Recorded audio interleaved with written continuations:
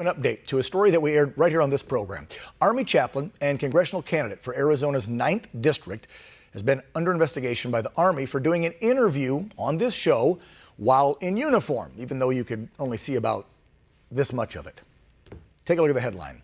Army officer running for Congress under investigation after questioning whether sleepy Guy Biden is president. Stovall also conducted a campaign interview in uniform. I don't know what that guy right next to him. Yeah, you might recognize him. Now, here's a little bit of what Alex had to say on Real America back in May when he was discussing his bid for Congress. Why did you truly want to get in this race, and why now? It's a great question. I ask myself that every day I wake up in the morning and put my pants and my shirt on. But I think out of 1,000 reasons, there are a couple key components why. First and foremost, the definition of insanity is doing the same thing and expecting different results. We cannot keep electing the same officials that keep doing the same thing, electing the same cabinet members that continue to neglect and overlook our inner city communities and our low-income community.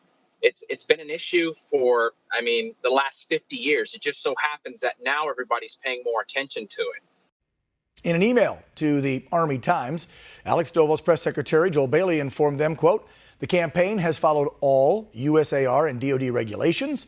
Stovall is proud to be in the USAR, and he decided to run to serve his country in Congress as well. Americans are tired of seeing this country lurch further left towards policies that hurt them. Joining me now to discuss all of this, Army chaplain and congressional candidate Alex Stovall in a suit and tie. So let's just point that out so nobody starts raising heck and blaming you for breaking code and rules and blah, blah, blah. Alex, welcome back to the program. How are you, sir?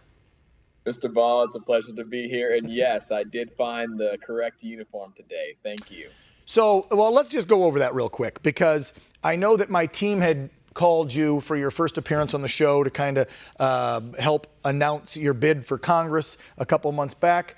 And you were literally on the road doing two things. You were in between being a chaplain and doing your job, right, for the Army Reserve, and you were going to be doing some campaign stops, and you literally pulled the car over and threw up Skype on your phone and did an interview with us, right? That's kind of how it went down that day. That's essentially how it went down, yes. Yeah, obviously, because you're a hardworking guy.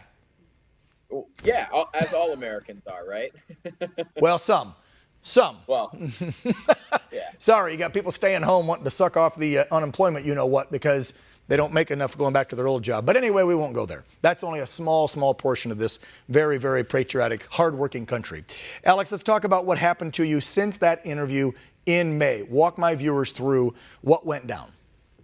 Yes. So the investigation was open. It's a 15-6. I know a lot of people think they understand regulation, but there are 1344.10 on page 6 explicitly says cannot conduct political or partisan events while on active duty.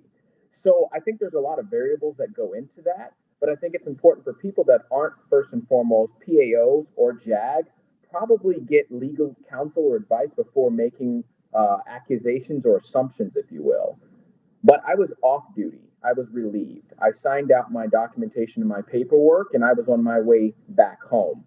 So I've had a couple of individuals, it's open for interpretation. Nothing explicitly in the article states at 10 o'clock or at 12 midnight, you're on or off duty. So that was something that I brought to their attention. But overall, I think the Department of Defense did an amazing job with doing the things they're supposed to do when you have a soldier in question.